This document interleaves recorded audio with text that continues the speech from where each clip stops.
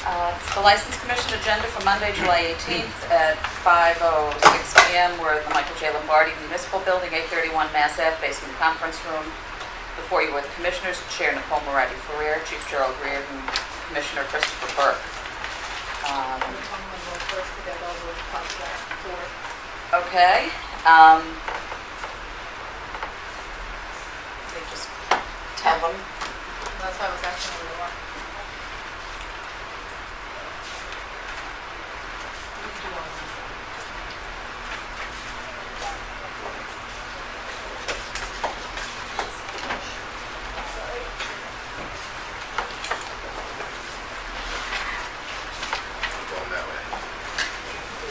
Don't get too comfortable because we're going to call you first. We're starting with number 6 and 7, Monroe. So anyone that's coming up from Monroe. You guys slide down that. No, I'm going first. No, I just slide down.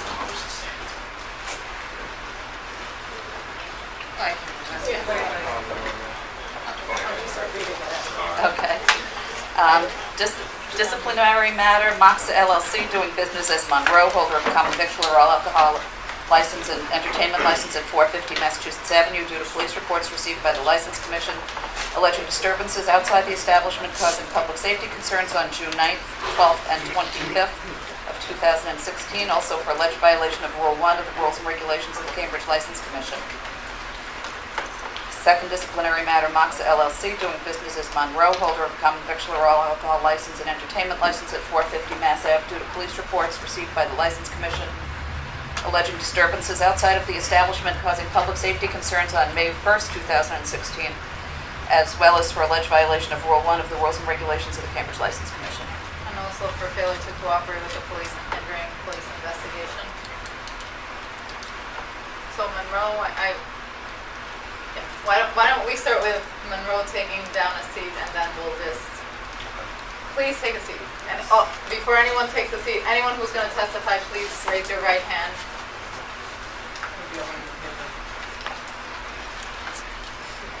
Do you swear the Please testimony stand up, ma'am.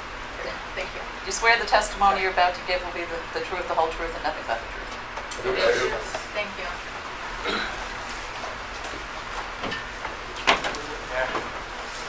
Just for the record, my name is Timothy Clary. I'm an attorney representing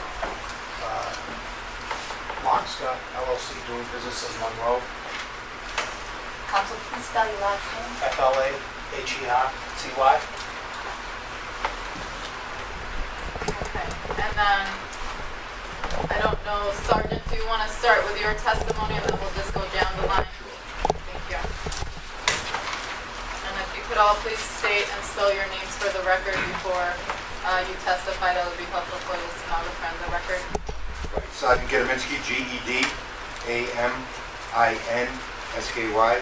Cambridge Police Department. Thank you. Sergeant, if you're going to read anything or testify, can you come closer to me just so I can hear you? Makes Sure. my life easier. And Thanks. counsel, with your permission, can we just consolidate both of these matters and do them as one? Yes. Thank you.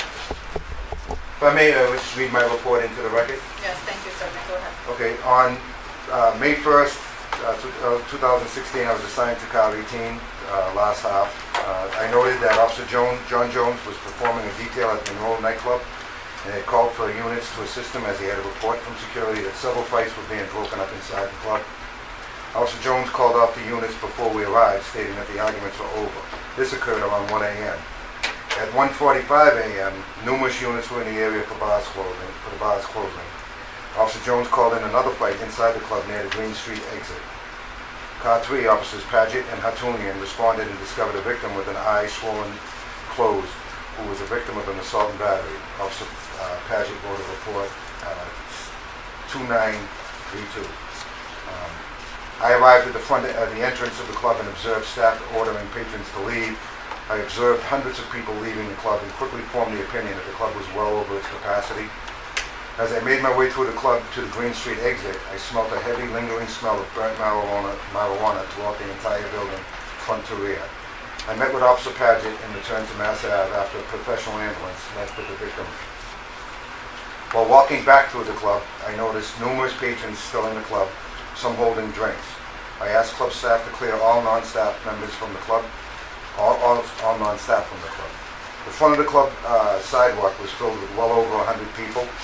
Uber drivers picking up the patrons caused traffic problems. I noticed that dozens of people were waiting in the alley next to the club for one person who was valeting the cars. The valet had to run back to Green Street garage for each patron, causing a serious delay in the club clearing out and clearing of the sidewalk. The clearing of the club and the patrons from the sidewalk in front of the club took about between 45 minutes to an hour. And I spoke to Officer Jones, who told me that staff had been throwing out patrons who were fighting during the entire detail. Officer Jones told me that he had all he could handle to manage the patrons on the sidewalk waiting to enter the club. And that's the end of the report. And I'm sorry, Sergeant, what time did you respond? Was it The 1:45, is that what you said? first incident where Officer Jones called in fight was 1 a.m. The incident with the assault and battery was 1:45 approximately a.m.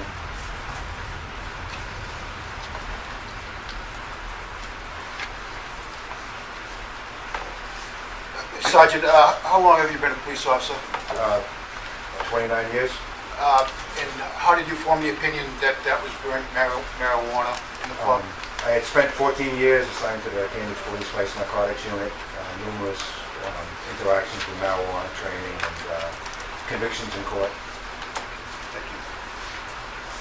Did you see smoke inside the premises? Heavy smoke, lingering throughout the front to the rear, up on top. To the point that I held my breath. I didn't want to contact her. I felt it was that strong.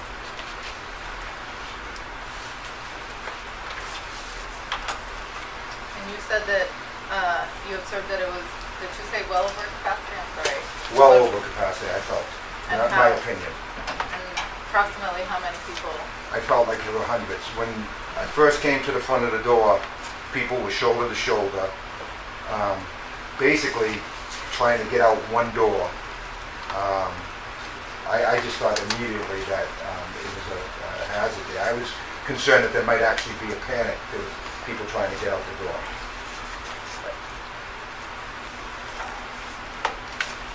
Counselor, do you have any questions for the Just a sergeant? few. Sergeant Gediminsky, my name's Timothy Flaherty, I'm an attorney. Hello. And anything you want to say, just let me know, I'll try and rephrase it, okay? Right. And you're not a member of the drug control unit presently, correct? I am not. You're familiar with the smell of burnt marijuana? Yes. You didn't, in your police incident report, you didn't make reference to observing any smoke in the establishment, right? I believe I said that there was...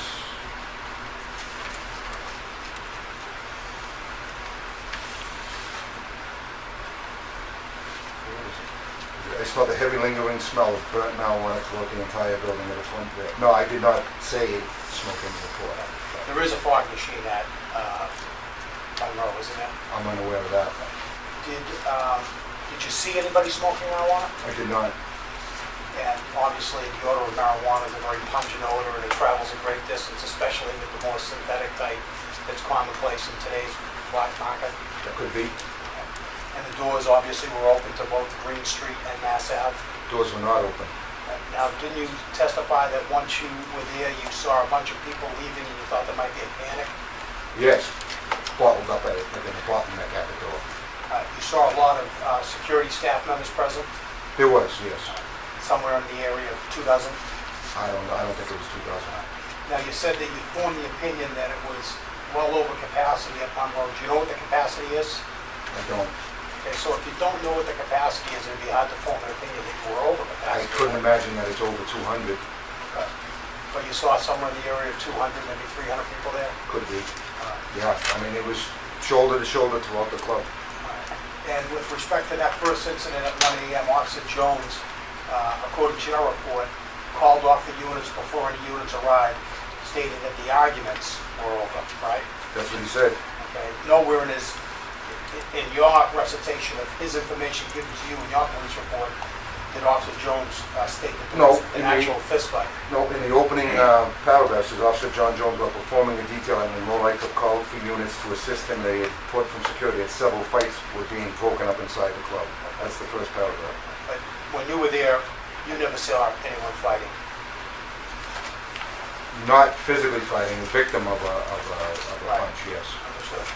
And when you arrived, it was 1:45 prior to closing time, right? Yes. And when you observed patrons inside the establishment holding drinks, it was prior to closing time? Well, no, because we were there for a little bit, attending to that person, so I'd say that, and we were ordering people to leave the bar, that it was being shut down basically because there's so many people and because of the numerous altercations that had been reported going on. So, and the staff was actually was actively telling people to leave. Understood. So I think they understood that the place was closed. Right. And when you asked the staff to clear the club of all patrons, they cooperated and they did do that, right? They did. And you did notice that many of the people, the patrons, once they got out onto the sidewalk, they lingered for a while? They did. And were the staff members still trying to disperse the crowd from the Yes. sidewalk? Yes. And did the police assist in that effort? Yes. And the valet, there was only one valet on duty, right? Yes. And Sergeant, in your opinion, if there were more than one valet person working that night, would that have improved the congestion on that area, being able to disperse people? I do believe that would be very helpful. And if there were more police officers on scene, would the same thing be true? Would it be easier to disperse people from the sidewalk area? I'm not so sure about that. All right, fair enough. No further questions. Sergeant, were you the only officer that responded at 1:45? No, How many others responded? numerous. We probably spend maybe 10 to 12 officers. We all pretty much come into the squares when the bar closing. There were 2 detail officers, I think 1 detail officer that night. So I'd probably say anywhere from 8 to 12 officers were involved in that area. Sergeant, could you tell me, were there any other police officers from other agencies there that night? Not that I noticed. Not that I noticed. You estimated there were approximately 12 Cambridge police officers? At least, yeah. Anywhere 8 to 12. So- Directly with this incident. Typically, would that be every police officer assigned from eastern side of Harvard Square? Yes. So that would be half the police department roster? Yes.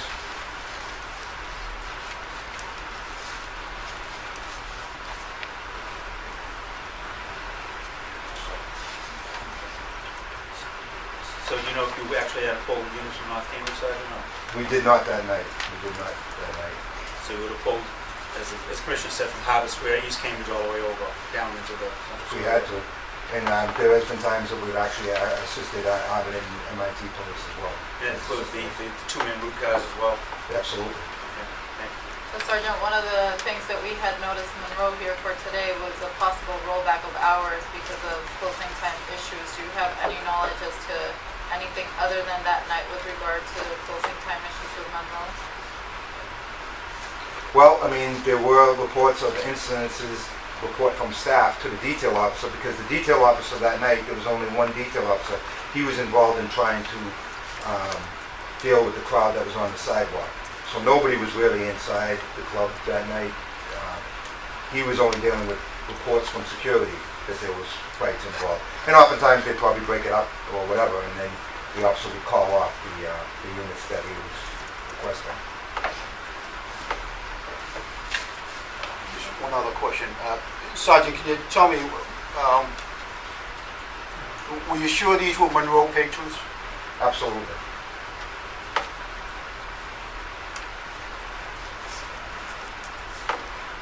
Anything else for the Sergeant, Counsel? Officer John Jones here today?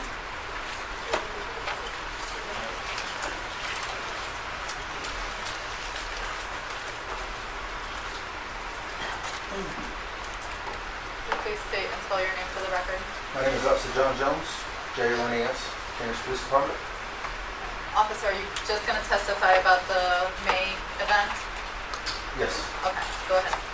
I didn't write a report. I was working a paid detail assignment at Monroe that night. As the sergeant said, it was very busy that night. We got numerous reports from staff that there were altercations inside. Most of it was handled by staff until the end of the night. I was out on the sidewalk and got a report that there was another fight inside. called for assistance, went back in, and found the gentleman with the swollen eye. At that point, we had units respond inside, notified medical, brought the injured party out to Green Street, where he was rendered medical aid.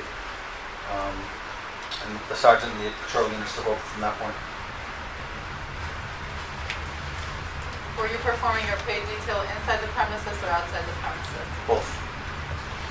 Both inside and outside. That detail is also responsible for the Middle East, so I spent quite a bit of time walking back and forth.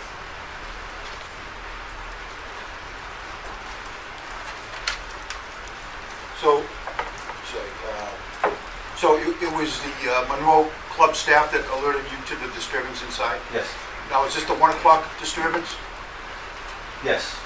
Both, actually. And it was the second disturbance at 1:45, the club staff alerted you to that as well? Yes, a relative of the person who was injured came to the front of the club, grabbed a staff member. I happened to be in the area. She reported to the staff first. I overheard. She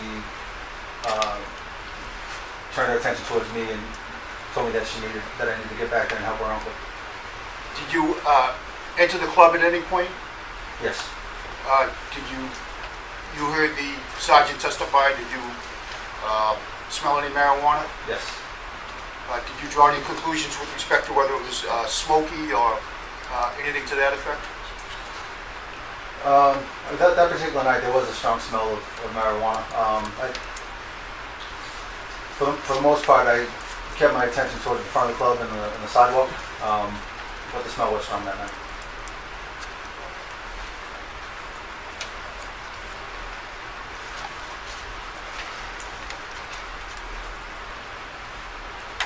Were you involved in the dispersing of the crowd at the end of the night? Yes. How many other officers were involved in that? Between 10 and 12, I'd say. Corporal Jones, you were working both in and out right in the front door. At any time, did you see anyone taking, with clickers, taking census of who was coming and going? I know that's a common practice. I don't know specifically that night, but I do the detail quite a bit, and that's a common practice. I believe they have either 1 or 2 people doing the clickers. You don't remember it? Any particular episode that night when you saw it being done? Not that I can recall Okay. specifically.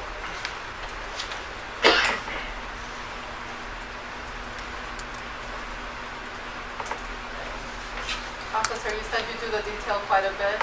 Is this the detail for the Monroe and Middle East type area? Yes, ma'am.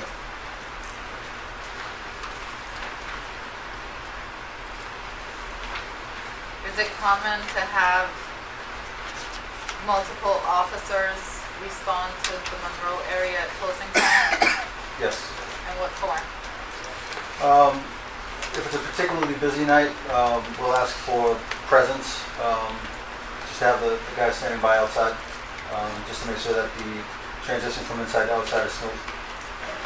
And on occasion, there are different disturbances, but for the most part, it's just the presence. So later today, we're assuming going to hear about the female that was tasered outside of Monroe. Were you present that day? Yes.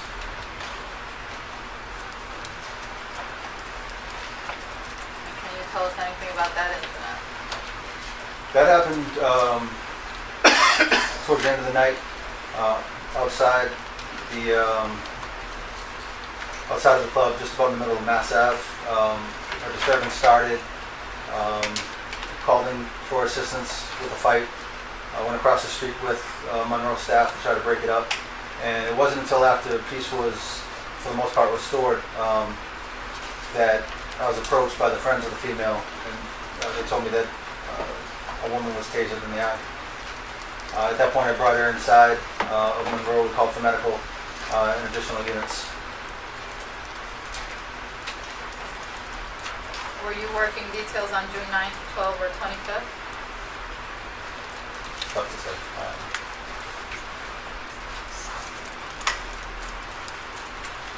Would you describe the dispersing of the crowd on the May 1st incident kind of like the usual way that it goes on a detail night? That night, I feel like people hung around a little bit longer because of all the excitement. Typically, everybody's, for the most part, gone by 2:30.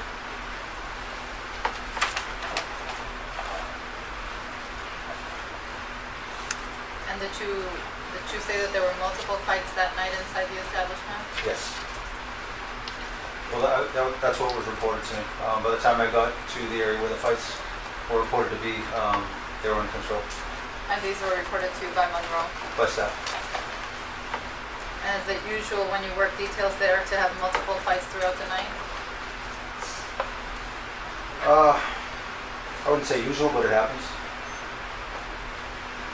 It's not so much fights, but people being escorted out by staff.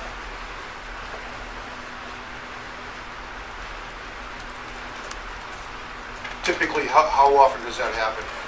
You haven't put a number on it. More than 10? Since I've been doing the detail, yes. Which is, I started doing it probably September, October of last year. So since September, October of 2015, there were at least 10 persons that you saw escorted out of the club. Yes. Typically, what are the reasons they were escorted out for? Either altercations or being intoxicated.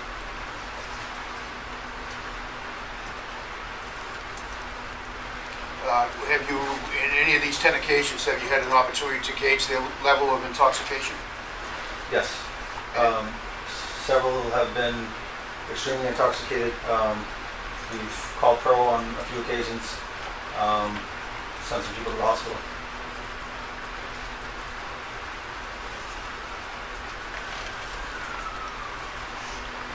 How many occasions did people get sent to the hospital? Say half a dozen. And again, that's half a dozen occasions. Is that one occasion each time you have been to the club, or have there been occasions when there have been multiple trips by the ambulance to the hospital? This past weekend, two women went to the hospital.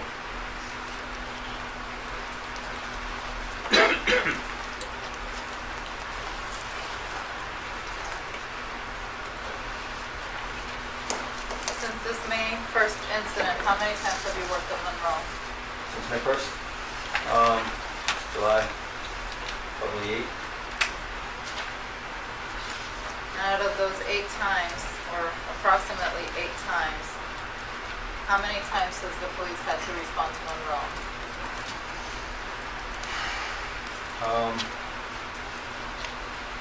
Probably 4, I'd say. And from those 4 times, how many times has that been around closing time? It's almost always a closing. So, just so I'm clear, your duties and responsibility while you have this detail is both for the Middle East and Monroe? Yes, sir. On the occasions when the police had to respond, were these because of Monroe patrons or because of Middle East patrons?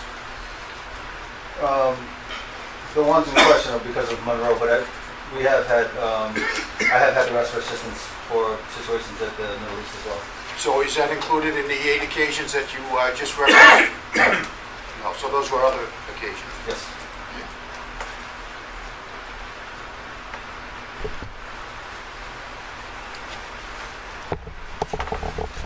Officer Jones, my name is Timothy Flaherty, I'm an attorney, I represent Monroe. If I ask anything you don't understand, just let me know, I'll try and rephrase them. Sir. You testified that you've been doing the detail since September, October of 2015, correct? Approximately. And in that time, you've come to know who the staff members are at Monroe, the security personnel, right? Yes. You'd agree with me that they're always cooperative with you? Very much so. And you'd agree with me that they are proactive in quelling any type of disturbance, both inside and outside the club? Yes. And you'd agree with me that they're always doing the best that they can to call 911 when appropriate or advise you of any situation that might need your attention? Yes. And you agree with me that on this May 1st incident, that the staff were responsive? Yes. And I understand you didn't write a police incident report No. regarding that event, right? No, that was passed out to patrol. And you said that night, that particular night, you smelled an odor of marijuana at Monroe, correct? Yes. And you'd agree with me that that's unusual? No. Not typically. Okay. And the issues that you see at Monroe are stemmed from when patrons are leaving and they congregate outside on Massachusetts Avenue? That's been the most difficult part of the assignment is after the club. And during that time, when people are escorted from the club, they're being escorted by security staff members at the appropriate time, at closing hour, right? If they have to be escorted, then no, that's throughout the night. I used the wrong word, excuse me. When people are being asked to leave the club, they're being asked to leave at closing hour, correct? It's 2 o'clock, yes. And then people sometimes linger on the sidewalk and chat with friends or whomever they met, is that right? They linger on the sidewalk, whatever they're doing. And would you agree with me that sometimes at Middle East, obviously closes at the same time, correct? Yes. And the patrons from Middle East sometimes meander down Massachusetts Avenue and congregate in the same location as the patrons from Monroe? Not typically, no. But there's a large amount of people on Mass Ave and Central Square at or about that hour. Yes. And there are a paid detail of 2 police officers that work between Middle East and Monroe usually, is that right? There are 2 assignments. Frequently, I'm the only one there. Would you agree with me just having 1 police officer is inadequate? Well, let me ask it a different way. Would it make your job easier to have more assistants? Yes. And the security staff, obviously from Monroe, don't have police powers or authority, and they can't place their hands on anyone to escort them once they're outside the establishment, correct? Once they're outside, no. And what they do normally is just say, move along, please don't stay. That's right. Things of that nature. All right.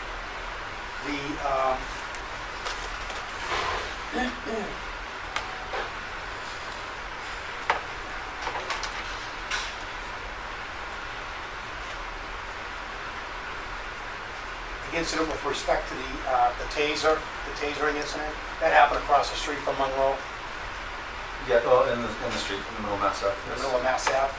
Okay, and that was some sort of dispute that lingered between 2 individuals who had an argument from years prior, is that right? I'm not sure of the history. Okay.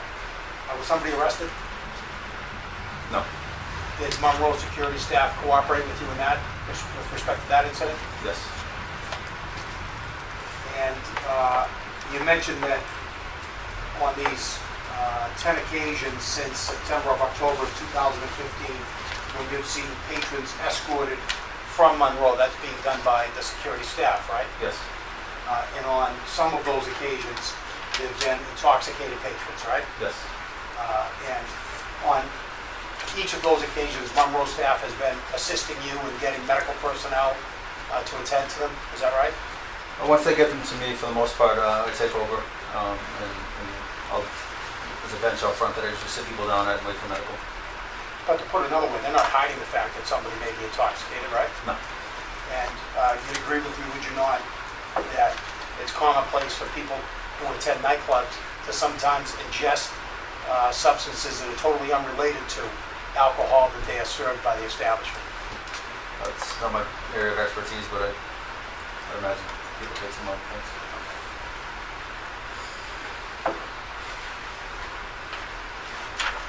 Okay. No further questions, Alex. Just have a follow-up. With respect to the detail assignment, is that a mandatory assignment that you work? Not that I'm aware of, sir. So are any of the paid details at the licensed establishments, are those mandatory? Not that Do I you know. have to work that? No, I don't have to work. Do you know of any other officers who have to work that? No. So is it by choice, the officer, whether or not he works there? It's by choice, sir. So is it based on the availability of officers who are willing to accept that assignment? Yes, sir. With respect to those patrons who were escorted out of the establishment, you indicated that they were intoxicated. Yes, sir. Did they have any behavior issues that went with it? Were they out of control? Were they creating a disturbance or any other thing beyond being intoxicated? Occasionally, it's the behavior that leads to the staff noticing that they're overly intoxicated. So whether it's an altercation or just obnoxious behavior towards other customers, a lot of times that's how it's brought to their attention. So with respect to the victim of the taser incident, was it clear that the assailant and the victim were patrons of the Monroe Club earlier in the evening? Yes, sir. The assailant actually text messaged one of the staff afterwards apologizing and saying that she had to do it. I believe that's part of the investigative report.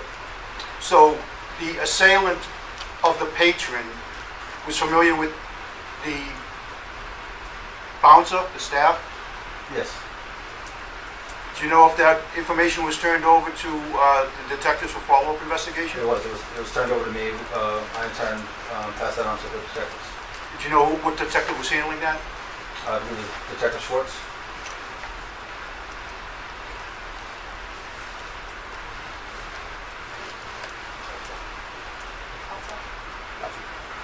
Thank you, officer. I'm not quite sure the order where you guys want to do this, but whoever's next. Officer Paget, with Cambridge Police Department, it's EAD, GETT, and I'd like to report from the incident on 5/1/2016. On 5/1/2016, at approximately 2:10 a.m., I, Officer Paget, while assigned to Car 3 with Officer Haratunian, responded inside to Monroe, 450 Mass Ave, to assist Car 74, Officer J. Jones, who was working a paid detail. Officer J. Jones called for assistance in clearing out the establishment after several fights began to break out at closing. While inside, I was approached by a female later identified as Aaliyah Wilson, date of birth 8/4/94, who stated that her uncle had been assaulted and needed an ambulance. Myself and Officer J. Jones went to the back of the club, which was still full of patrons, making it difficult to get to the victim, later identified as Clifford Weaver, date of birth 2/1/68. Weaver was being held up by a bouncer and had blood on his shirt and a towel covering his left eye. Officer J. Jones called a professional ambulance, and we walked Weaver to the back exit to meet professional ambulance on Green Street. While outside, Weaver stated to me that several fights started to break out in Monroe, and he was just trying to have people move along. Weaver stated that he got sucker punched in the left eye by an unknown black male in his late 20s to early 30s, about 5'9", 190 pounds, and wearing a light brown clothing. Wilson stated to me that the attack was unprovoked and witnessed her uncle get punched in the left eye. Weaver's left eye was completely closed and he had some lacerations to his face. He was transported to Cambridge Hospital by professional ambulance for further evaluation. It is unknown the condition of Weaver's injuries. Thank you. Did you have occasion to enter the club that evening? Yes, that's when we went in. I went in with Officer Jones, and I remember holding onto his back because it was so crowded to get in, and we eventually found the victim being held up by a bouncer with injury to his left eye. So you indicated that it was crowded. Yes. How deep was the crowd into the club itself? It was in the beginning from the going towards Mass Ave, that was jam-packed, shoulder to shoulder.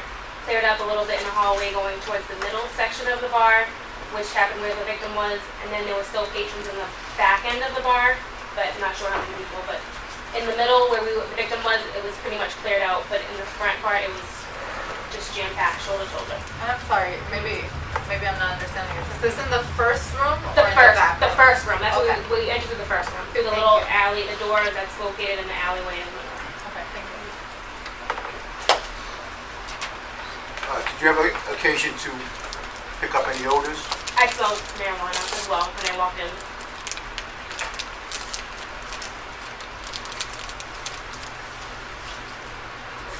Since May, is this the only time you've responded to Monroe? No, I've responded several times.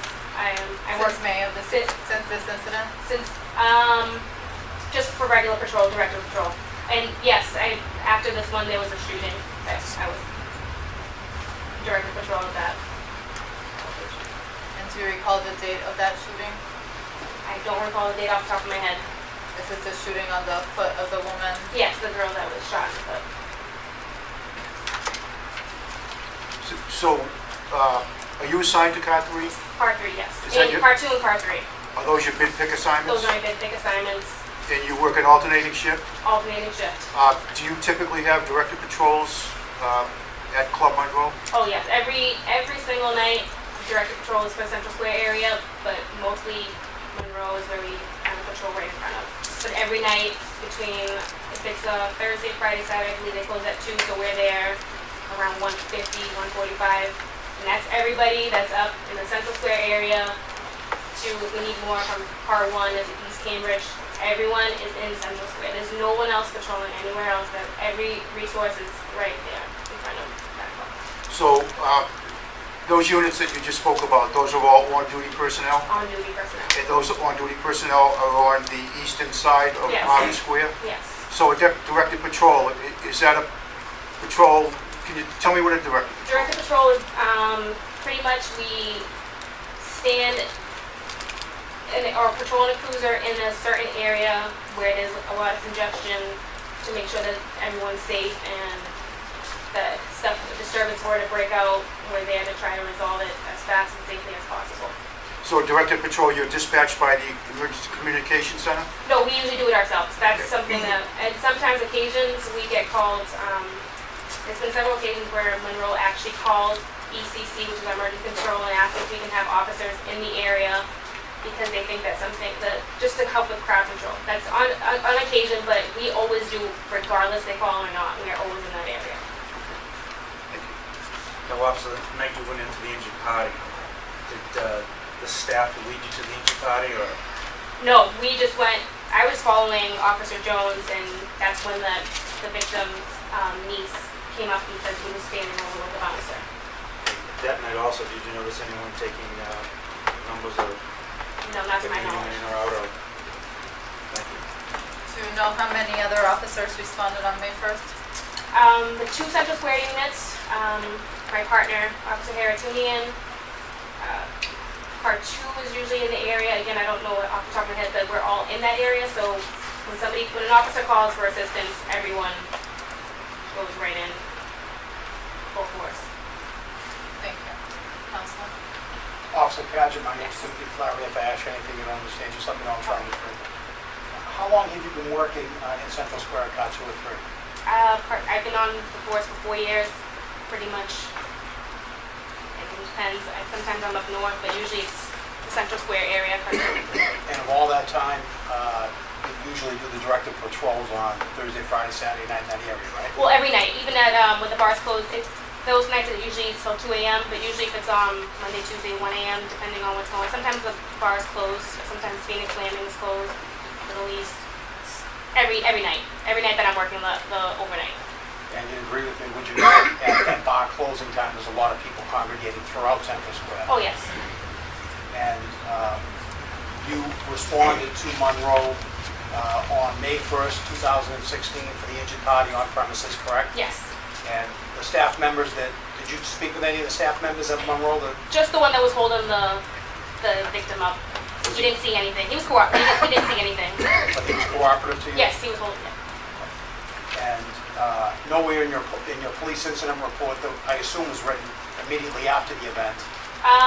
No, not immediately. Like we have to wait until at least the bars are closed, and then we'll go back in and write the report after it's pretty safe. That night it was done. That morning, that early morning. That night or early Yes. morning of May 1st, 2016? Yes. Nowhere in your police incident report do you make any mention of smelling an odor of marijuana, right? No. And obviously in 4 years, you're trained to note important factors that you observe in your police incident report, right? Yes, but I talked to the sergeant, and the sergeant had mentioned that he was going to put in the report, so I kept the violation stuff on his end, and mine was primarily the whole victim. And you also responded on a second occasion to the call for a shooting that took place in the area of Monroe. Yes. There's no information from any source that you're aware of that the shooting had any connection to Monroe, The correct? victim was from Monroe. She stated to me that she was inside Monroe, and where the shooting took place, she said she had exited through that little alleyway, and she was by the window, and the altercation took place in the little alleyway. Okay. But there was no determination that the individual who committed the shooting was inside or had any Not to my knowledge. relationship to Monroe. Okay. And the issue in Central Square at closing time is obviously crowd control in Massachusetts Yes. Avenue, right? And in your time, other than this May 1st and the June 10th incident, your 4 years there, have you always had occasion to see the Monroe security staff trying to disperse crowds Yes. on Mass Ave? Definitely. When they see them kind of staggering in the middle of the street, they try to get them to go towards the parking lot just to get out. So they do try to. Sometimes they listen, sometimes they don't, but they do try to kind of get them moving. Okay. No further questions. Thank you, officer. afternoon, ladies and gentlemen. I'm Officer Brian Artune with Cambridge Police Department. That's H-A-R-U-T-U-N-I-A-N. And your first name? It is Brian, B-R-I-A-N. B-R-I? Correct. The officer stenographer is clearly faster than I am. Can you spell again just Yep, your last absolutely. name? Thank you. H-A-R-U-T-U-N-I-A-N.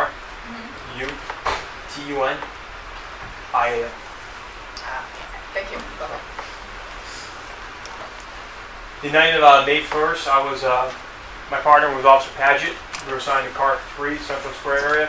I did not write a report. My partner, Officer Paget, did write a report, so everything I'll be stating will be going off of memory.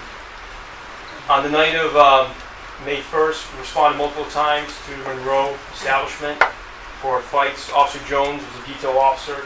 He had requested help with a disturbance inside, so we immediately responded. I got out and immediately had to fight my way through the crowd. It was just so shoulder to shoulder, large bodies, especially males, blocking the entrance. Had to force my way through. Finally, I found Officer Jones, who explained to me that the fight was over. At that point, we started doing, just make sure everything was safe, and started ordering people to exit. At that point, we had another call for a fight. That was the fight that my Officer Paget, my partner, had just talked about. The fight was inside. I responded inside as well. At that point, my partner, Officer Paget, and Officer Jones had the situation taken care of. I did visually see it was Mr. Weaver had severe trauma to one of his eyes. He had been punched by either a fist or something that hit him in the face. They brought him through to Green Street, ordered an ambulance. At that point, I returned back and just started ordering people outside. It was a shoulder-to-shoulder crowd, large bodies, just had to get people out, and they were bottlenecking into the sidewalk. At that point, we had to exit them through. You had to tell them to go left or right, but they couldn't stay there because it was a public safety issue at that point. Because officers had to fight their way to even get through. And excuse me, when I say the word fight, I had to actually put my hands on people to park them because they were physically standing there. And also you have a lot of intoxicated people. And with a bottleneck with that entrance, you got a lot of people that become angry. And so it is an issue at that point too. So you have to calmly get them out of there and exit them through. Any questions you want? Since May 1st, how many times have you responded to Monroe? Since May 1st, I had a shifted change, so I don't know exactly. I now no longer work in the Central Square area. I'm in the Harvard Square area. So I want to say maybe before my shift ended, I responded maybe 2 times, but that's just going off of memory. But with that said, when I worked all 4 nights in the Central Square area prior to that, and anytime there was anytime for bar closing, we would respond to the Monroe area, Middle East area to help with bar closings. So, officer, based upon your experience, if let's say that injury was far worse, or was a weapon involved or something, and people had a mass exodus, what is your opinion on how that place could get evacuated? It would have been very tough. It would have been a stampede at that point. People would have been injured. You have a lot of large bodies, and if people panic, they're going to go straight forward. And you would have people landing on the bottom, especially with smaller people. There's 2 exits. There's the exit, there's 3 exits. There's an exit on the side that goes to an alley, which had all fenced off areas, little parchment. So that's a tough area. And there's another door that exits right towards it. So that's a bottleneck area. And then you have on the Green Street, you have an exit there, which are 2 doors. But to get all the way back there, you have to go through the entire club, which you have seats, you have tables, you have small area hallways, you have several doors to get through, stages, and it would be an issue. Definitely an issue for a mass panic. It would be, you have several large, you have people injured just from a stampede perspective. Thank you. Also, you indicated that as you left the establishment, you went in, you saw the injured party, he was provided care, and then as you left the establishment, you indicated that you went back outside. Yes, sir. Now, when you got out in front of the establishment, are you pretty clear that those were Monroe patrons? Yes, sir. So I exited through the alley exit, which is on the side of Mass Ave. alley exit, Okay. which is that little courtyard. I immediately went back there just to start getting people through because I wasn't sure which direction they were going to actually bring injured person. If they're going Green Street or that way, so we had to actually get the doors clear in case medical personnel had to go through that. So I just at that point started ordering people to leave, along with several other officers on scene. So once you get out into the alley area, is that an area where Middle Eastern patrons congregate? No, sir. It's actually gated off at some points, and I know that the security at Monroe will stand there. And actually, I think that, correct me if I'm mistaken, I believe that's one of the VIP entrances as well. So to get into that side, that alley, sir, you have to either be already inside Monroe or brought in by security. Now, you also indicated that a lot of people were intoxicated. Yes. What do you mean by intoxicated?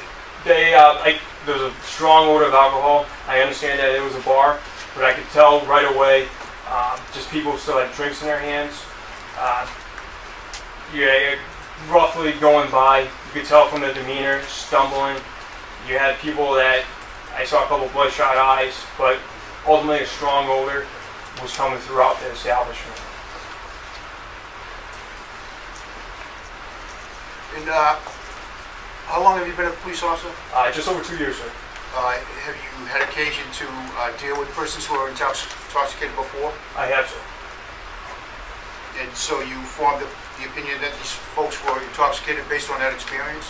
Based off that experience with being in the Cambridge Police Department, sir, based off of life experiences, and also, sir, based off academy training.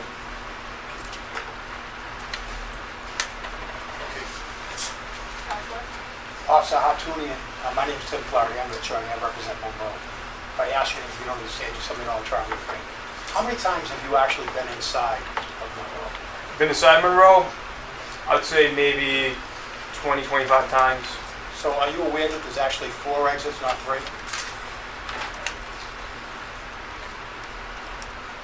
I've never seen the 4th exit. If there is a 4th exit, I don't know if it's...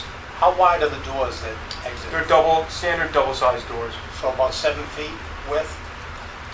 I'm not an expert. I don't know exactly how far they are. That's assuming that they're double standard-sized doors. Okay. And there were a couple of hundred people inside the club when you arrived on May 1st, 2016? Yes, there were several hundred people. You're aware that the capacity is 480? Is that standing or is that seated? It's just capacity. It's You're aware that 480? 480? So, There were less than 480 people there, weren't there? Do you agree with me? Counselor, are you dividing it by the rooms? Because it's not 480 on the front room. Well, the entire capacity. Okay. No, I just want to clear for the record that you're asking about the entire capacity, not the just entire room capacity, Yeah, there were definitely several hundred people. right. It was, but the people themselves, I would like to just acknowledge that, were large bodies. So it seemed like there were probably a lot more several people than maybe there were. Okay. And you'd agree with me, would you not, that there weren't any tables or seats obstructing any of the exits there? Not to my knowledge, Right. but that wasn't a priority at the time. And you'd agree with me that there was no stampede there, right? People weren't pushing and shoving and in a panic mode trying to get out that night, right? There was no panic mode, but the potential was definitely there. Okay. There was also panic at some points. There were several fights, which caused more panic. You testified that you observed several intoxicated patrons, right? That's correct. And you based this on your academy training and your life experience and just being a Cambridge police officer, right? That's correct. And in the academy, you were trained if you suspect someone to be under the influence of impairment, the ingestion of alcohol while driving, for instance, you give them field sobriety tests, right? There's several steps that we go through. Right. You can give them a pounding test, a one-legged stand test, a heel-to-turn test, correct? That's correct.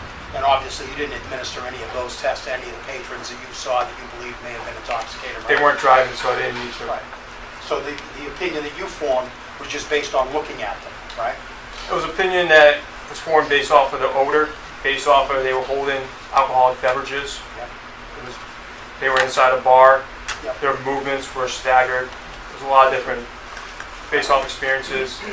any individual would expect they were intoxicated. Did you call for assistance for medical personnel for any of the intoxicated persons? My partner did. Did you place anyone in protective custody because you believe they're intoxicated? No. I have no further questions. Just as a follow-up, you indicated that you've been there to this establishment 25 times. I think I was probably inside, maybe a little less than that, sir. So, did you do 25 details there, or did No, you no. socialize at the club 25 times, or how did you get there 25 times? I've been through, when I was on FTO, I actually went through, before people came there, my FTO officer actually showed me the club while I was on duty to know exactly what it looked like without people in there because of what issues there. I've been inside many other times just for responding. There's been several fights there prior to May 1st that I've responded to. Officer, for my benefit, what is an FTO? I'm sorry, field training officer. Thank you. Now, typically, when you encounter a person who's intoxicated and they're walking, you typically perform a field sobriety test? No, not unless they look like they were needing medical help. Now, is there a distinction between someone who's intoxicated and somebody who's impaired? Yes. What is that distinction? The extension, is basically if they're in self-control. That's what it comes down to. If they're able to move on their own, if they are unable to move on their own, they're unable to answer questions. So, if a person's intoxicated, they haven't crossed that threshold where they would be subject to a protective custody situation. That is correct, sir. And again, just so the persons you observed that evening were intoxicated and not impaired. I would say so, yes. Okay, thanks. So, officer, also during the custody duties throughout the city in Central Square, you run into people who are intoxicated on a regular basis. That's correct. And many times, they're checked out for the ability to care for oneself. That's And correct. and others go turn around and say that they are unable to ambulate or unable to move or take care of oneself, and they either need medical attention at that point. And once they're medically cleared, then they could be placed in protective custody. That's correct. And that's a normal course of the action you run into. So that is something you would normally be relatively aware of in terms of That is correct. intoxicated but not totally impaired or unable to ambulate. Yes. Thank you. I'm not quite sure which one of you will be next. Do you want the shooting or do you want the taser stuff? Up to you. Taser. Let's do taser first.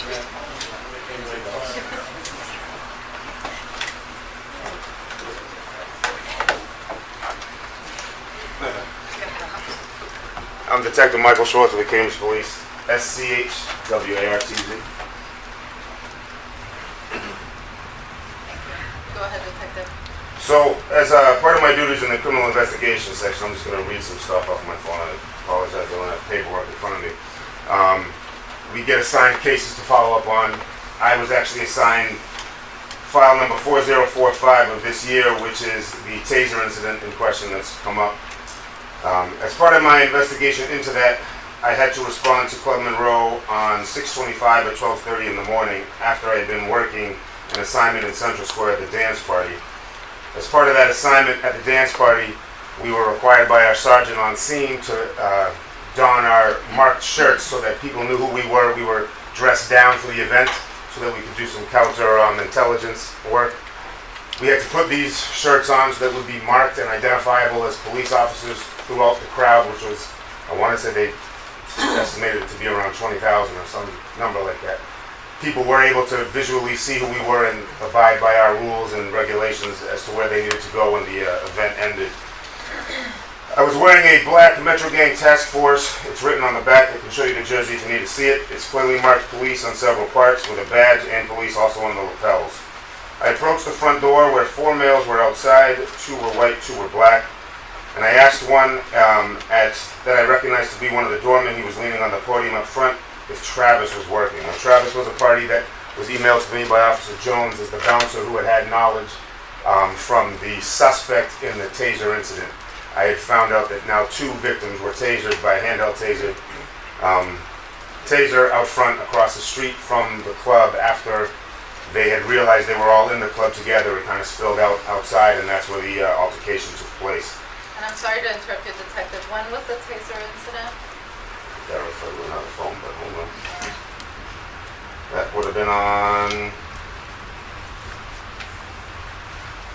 6/9, looks like 23:06. I'm sure that time is a little off, so I'll give you 22 a.m. on 6/10, so if that makes sense for everyone. Thank you. Okay. Go ahead, sorry. So I approached the front door. There were males obviously working. I recognized one to be a doorman. I asked him if Travis was working. He gave me a bit of a vague stare, and finally, after I asked again, he stated, "I don't know which one." In that moment, I had forgotten Travis's last name, and I again just asked for Travis. And reluctantly, he went to go check. While he slowly moved from his position, resting on the podium outside, two other males made themselves part of the conversation. Before speaking with them, I noted that I could still see my reflection in the glass windows, and my jersey and its markings were clearly viewable and unobstructed. The other younger black male stood by, and I began a conversation with the two white males who identified themselves as Brigg and Mikhail Druskin. I knew that Mikhail Druskin was a member of the staff, as I had conversations with him relative to another incident prior in the year. During our conversation, I became irritated as they continually stated that I had no idea I was with the police. Briggs stated that he did not recognize my police shirt, but that he had seen Boston shirts of similar makeup in the club a week prior. He said he knew exactly what the Boston shirts represented, just not mine. He explained that many people come up to the front door. They'll occasionally try to vet parties before allowing information to get out about their staff. Both became evasive with my questions and continued to not acknowledge that they had any idea I was a police officer when I first approached. During our conversation, the young black male went back into the club. Noticing this, I stated directly to them that he better not be the one I was looking for, i.e. Travis. They stared back at me and would not answer. Shortly thereafter, the same black male came back out and stated he was, in fact, Travis. I walked over to Economy Hardware entrance where we had a discussion that was beneficial to my investigation. During that conversation, Travis stated to me what I needed relative to my investigation, but also that when he saw me walk up with a gang task force shirt, he panicked. He knew exactly who I was and why I was there, and he was terrified. It stressed him out. I stressed to him that I had been there for other matters, and had he gotten away or caused me to need to chase after him in the club, both he and the parties who had aided his disappearance would have to answer to impeding my investigation. As far as they knew I was looking for Travis, they didn't know why, but they allowed during our conversation for him to have been in front of me and then also go back inside and disappear into the club. After talking with Travis, who was later identified as Travis Pogue, I tried to reason with Druskin, as Brigg had gone back inside and was not available, in what I believed to be a lack of respect both for myself or any civilian patron that might come to the front door asking for assistance. He went on to say he has great respect for the police and the people who work in that sector and or the details, just apparently not for me, to which I responded, I am not one of those people, and you completely allowed someone who could have been a suspect in a far serious matter elude me with deception. During this incident, I spoke both with Travis and Druskin at length. They continually tried to defer any recent violent incidents as being related to the club, i.e. that happened across the street or that didn't happen inside. I explained to them that it was their patrons, not patrons of the Middle East, and that the incidents I was referring to occurred directly out front and not miles away where connection to the club would be greatly exaggerated. I also expressed my belief that it was due to interactions like mine that allowed them to have such negative light shining upon them, and if they couldn't handle my simple request, how could they handle larger events? There was also some other stuff that I found out that evening. I was surprised, actually I wrote that I was appalled to realize that they actually had 19 plus nights, given some of the problems that have unfortunately occurred within its walls, or that included some of its patrons upon their exit. And then I had another part in the email, but that was about the... Detective, you said you have the shirt with you? I do. I can wear it or I can just hold it up for you guys, whichever is easier for you. So this would be the front lapel with a badge. This would be the front right lapel where it says Police Gang Task Force. And on my body, that's pretty big, where it says Police Metro Gang Task Force. No one, as I had said, no one at the dance party had any problem identifying who I was. So. And you said that you had responded to Monroe before. Is that this year? For different investigations, I've responded there multiple times.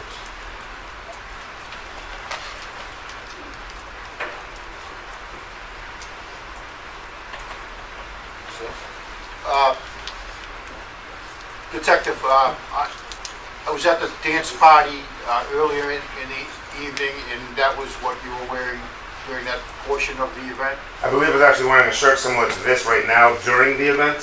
And then at the conclusion, Sergeant Timmons, Lieutenant Timmons had us don either Cambridge police jerseys or jerseys that we had in our presence. That evening there was what we call Shannon Grand Overtime, which involves the Metro Gang Task Force, so that was the jersey that I had on hand in my vehicle, which I donned.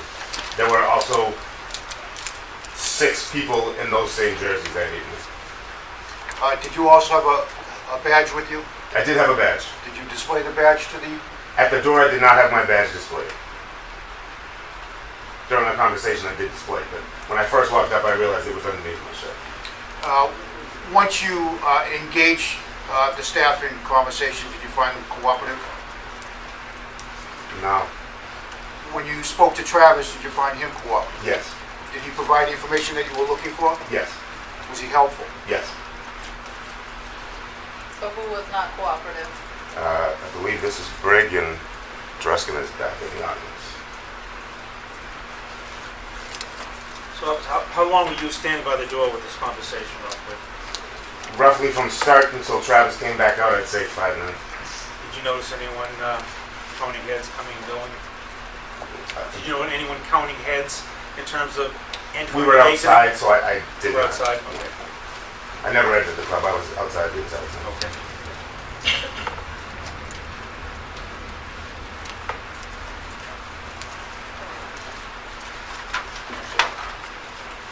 Detective Schwartz, my name is Timothy Flaherty, I'm an attorney, I represent Monroe. If I have any questions that you don't understand, just let me know, I'll try and rephrase them. okay? Understood, sir. You never specifically identified yourself as a Cambridge police officer when you first approached the front door of Monroe. Correct. I realized that I'd forgotten to display my badge when I approached. And you never introduced yourself as Detective Schwartz, I'm a member of the Cambridge Police Department, I'd like to speak to Travis Pope, right? No, and that was my mistake. I recognized the doorman that was at the front. I talked to them before in passing, and I approached just kind of on a whim, hoping just to speak with Travis. And they said, "Hey, is Travis working?" I was wearing the shirt, and I thought that might be enough. I apologize for that. And all of the staff members, including Brigg and Drushkin, told you they didn't realize you were a police officer when you first approached, right? Correct. And they told you that the reason why they weren't immediately responsive to you is a multiple party could come up to the front door and ask about a staff person, and it could present a safety issue for that particular staff person, right? I suppose. And obviously, the staff people at Monroe oftentimes have to exclude people from entering. They don't satisfy the dress code, or sometimes escort patrons from the premises, right? That's the policy. Yeah. Okay.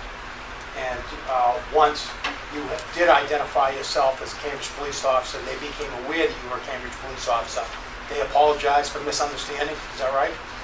Eventually, yes. And they both said to you that they have a lot of respect for the people that work, the Cambridge police officers who work a paid detail there, and the other ones that do direct patrols in Central Square, right? I believe Mr. Druskin stated that, yes. I'm sorry, what did you say? I believe Mr. Druskin had tried to state that to me. And is it fair to say that after you had a conversation with Travis Pogue and he provided you the helpful information, and you came back and you spoke with Druskin, that it became apparent to you that there was some sort of a misunderstanding when you first approached? If that's how he wants to portray it, yes. Well, it's not your opinion that they were aware that you were a Cambridge police officer and that they were intentionally evasive with you, is it? Eventually, that's what it became. Once I did identify myself, Mr. Pogue had still been up front, and they allowed for him to go back in during the initial, my addressing who I actually was, if they didn't understand. Well, then he was directed to come straight back outside and go over in front of the hardware store and talk to you and answer all your questions, right?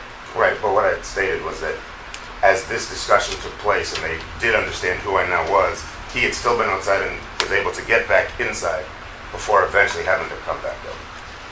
I'm sorry, let me see if I understand this. So you're saying you walked up to the door, you asked the gentleman that you recognized whether Travis was there, and then at that point they questioned who you were, Yes. and at that point did you respond who you were? Right. Yes? Yes. And at that point the back and forth continued, and in between that back and forth Travis went to the back? Correct. Did Travis go to the back after you identified yourself as a police officer? Yes. Thank you. Sorry, go ahead, Counselor. I apologize if I did not make that clear. I thought Well, I read your email to the License Commission, and there's no mention in here of you ever identifying yourself with police credentials, with a badge, or with a photo identification, correct? not in the email, I don't think so. And you testified that you weren't wearing a Cambridge Police Department issued uniform, right? I was wearing the Metro Gang Task Force, And correct? that's obviously, it doesn't identify you as a member of the Cambridge Police Department, correct? It identifies me as a member of a police department assigned to the Metro Gang Task Force, and I did explain to them I was with the Cambridge Police assigned to that unit. And then the employees that you spoke with at the front door said they were sorry, they didn't recognize that shirt, that they recognized what a Boston Gang unit shirt looked like, but they had no idea or no knowledge what the Metro Gang unit was, right? And I think that was probably what, unfortunately for them, was part of the issue. Unfortunately, Mr. Pope said, I knew exactly who you were when you walked up to the door. But nobody told Poe to go in and get away from you. I don't know. I was speaking to individuals. They may have signaled for him to. I don't know. And once it became clear that you were who you were, that you were actually a Cambridge police officer, that this individual, Travis Poe, then immediately identified himself as Travis Poe and agreed to submit to questioning and provided you helpful and cooperative information, right? Eventually, yes. Okay, no further questions. Just so I'm clear, Detective, when you approached the door, were you by yourself or were you with other officers? We had parked out front. I approached originally by myself. I think eventually Detective Albert had joined outside. Detective Albert's also another Cambridge police officer? Yes. Was he wearing the same outer garment? I believe he had on a Cambridge police jersey.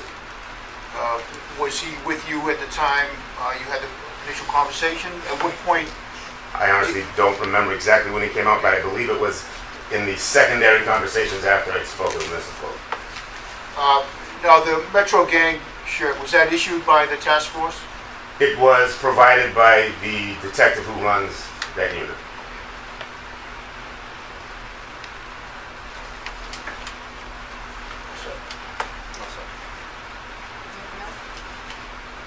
Oh, nothing else, just so the record's clear, that my view of the Metro Gang Unit Task Force jersey appears to be a baseball-style jersey, color in black with white lettering on the rear, and an insignia. It looks like a white badge on the left chest plate.